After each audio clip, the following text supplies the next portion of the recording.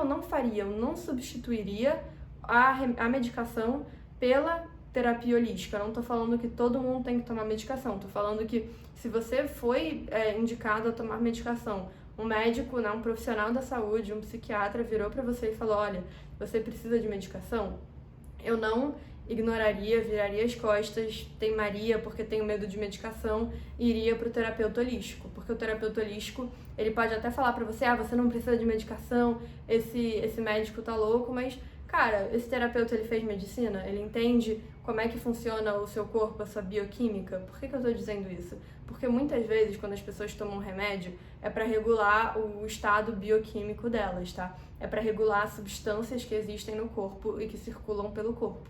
E algumas substâncias, quando estão em falta, causam a ansiedade, causam a depressão. E não tem terapia holística que vá fazer com que brotem essas substâncias no seu corpo se você tem uma defasagem muito grande.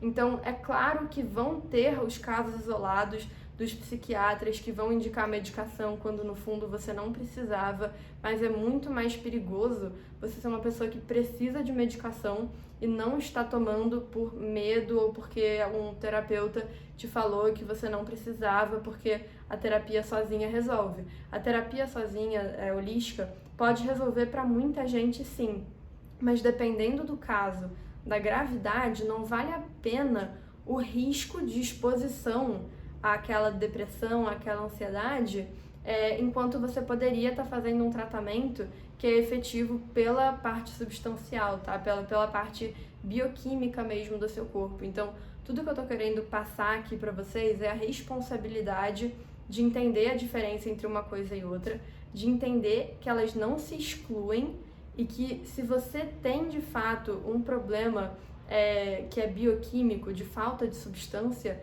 não é legal você abrir mão da medicação e abrir mão do psicólogo para fazer uma terapia holística. Seria legal você usar ela como complementar, porque a terapia holística, ela tem um potencial enorme, ela é muito boa mesmo, gente, tipo, não tô brincando, é sério. Ela tem resultados ótimos e tem pessoas que realmente melhoram 100% por causa da terapia holística. Mas você não pode abandonar a possibilidade de que o seu caso pode necessitar de remédio, tá? Porque quando você faz isso, você se coloca num sofrimento maior do que você deveria viver, e isso pode ser exaustivo e pode te fazer muito mal, pode fazer mal para você, para as pessoas à sua volta, então, assim, é muito importante que você faça um acompanhamento com um psiquiatra, que você tenha certeza de que o seu caso não precisa de remédio antes de você abrir mão de estar perto de um psiquiatra. E aí, como é uma coisa que as pessoas têm muito medo, a ideia de tomar remédio, o que eu recomendo? Cara, estuda, vai em mais de um psiquiatra, não vai em um só, vai em uns 3, vai em uns 5, para ver qual que é a média ali de recomendações que vão te dar. E questiona como é que esse remédio funciona, quais são os efeitos dele, quais são os riscos, quais são os benefícios. Questiona ele, por que você acha que eu tenho que tomar esse remédio? Por que você acha que eu preciso do remédio e que eu não vou ficar bem sem ele e que não tem outro jeito? Para ver quais vão ser as respostas.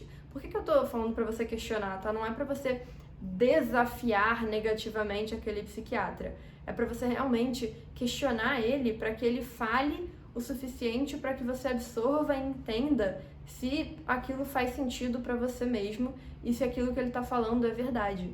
Porque muitas vezes a gente escuta e se a gente não pergunta, aquela pessoa não vai elaborar o motivo pelo qual você tem que tomar o remédio. E tudo que você vai absorver é, ela falou que eu tenho que tomar remédio, eu discordo. Quando você pergunta e pede para ela elaborar por que você tem que tomar o remédio, talvez ela fale coisas que façam você perceber, cara, é verdade, eu preciso tomar o remédio. E é importante passar por esse processo, é importante você passar pelo processo de entender se o seu caso é o de tomar remédio ou não. Então, gente, no meu caso, eu tive que tomar remédio e deixa eu explicar pra vocês o que a minha psiquiatra me falou que me convenceu de que eu tinha que tomar remédio. Eu tava numa situação em que eu tava cada vez com mais medo do pânico, tá? E toda vez que eu tinha uma crise de pânico, eu perdi alguma independência. Então, a primeira crise de pânico que eu tive, eu tava aqui no Rio, beleza, eu comecei a ficar meio receosa de ir pro trabalho. Depois, eu me mudei para São Paulo, não sabia que eu tinha pânico ainda, gente, não tinha sido revelado para mim. Eu continuei na minha terapia, eu fazia, no caso, uma terapia holística, não é bem holística porque eu trabalhava a mente, mas também não era um psicólogo formado, então eu fazia uma terapia que não era psicanálise, bom, enfim, gente, era uma terapia, mas não era uma psicoterapia, mas não era de um psicólogo. Então, basicamente, não era uma formação de um psicólogo, era uma profissional muito boa, ela já tinha me ajudado muito com outras coisas, com outras questões que eu estava vivendo, mas quando começaram as crises, ela não soube identificar que era o caso de eu procurar um psiquiatra, nem mesmo de eu procurar uma terapia cognitivo-comportamental, alguma terapia focada em ansiedade. E eu fiquei ali perdida no meio das terapias, do que eu deveria fazer, do que eu deveria buscar, e eu acabava não buscando nada porque as crises eram muito espaçadas. Eu não tinha crise com frequência todo dia, eu tinha um ataque de pânico a cada um mês. E aí, quando eles foram se aproximando muito, eu comecei a ter barreiras. Nessa época eu já tinha mudado para São Paulo, eu morava sozinha lá, e eu vim no final de semana para o Rio de Janeiro e eu tive uma crise horrível. Não tinha sido a primeira, obviamente, mas tinha sido uma muito ruim, que teve muita falta de ar, que demorou muito para passar e que foi muito traumática. E o que aconteceu? Me recusei a voltar para São Paulo, não queria de jeito nenhum. Não queria voltar para São Paulo, não me sentia pronta para voltar para São Paulo, porque eu não queria passar pelo momento de pegar um avião e tinha medo de ter uma crise no avião, porque eu tenho um pouquinho de medo de voar de avião, nunca nada absurdo, mas eu não me sinto muito feliz no avião. E eu pensei, vai que, né, o avião é um gatilho para mim, e eu queria evitar o avião. E, cara, foi um drama para eu ir para São Paulo. Eu fui, cheguei lá, fui pro trabalho, cara, crise no trabalho, tinha que voltar pra casa porque eu não aguentava ficar no trabalho, voltava pra casa. Gente, assim, tava um drama, eu não conseguia sair de casa direito, tá? Eu não saía de casa sozinha, alguém tinha que ir comigo pro trabalho pra voltar, alguém tinha que voltar comigo. E quando eu voltava sozinha, era o fim do mundo, era horrível. E eu comecei a me sentir uma criança de 5 anos de idade. E mesmo assim, com todas essas limitações, com todo esse sofrimento, eu não queria tomar remédio. Não queria de jeito nenhum. E aí a psiquiatra virou pra mim e falou, Jéssica, qual que é o próximo passo? Você não vai sair da cama. Você quer chegar a esse ponto? Porque você já não tá saindo de casa. Daqui a pouco você não vai sair mais da sua cama. Toma o remédio vai dar a força que você precisa pra conseguir viver a sua vida.